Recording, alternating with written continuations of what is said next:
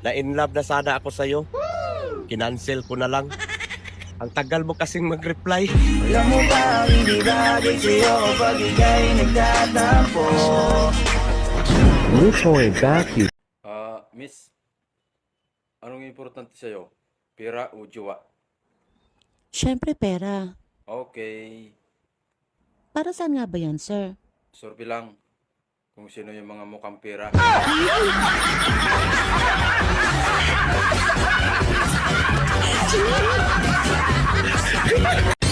Itong pera ko parang mukha mo, We, dahil ba maganda ako?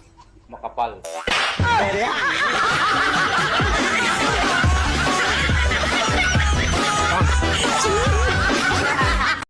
Kuya, maganda ba ako?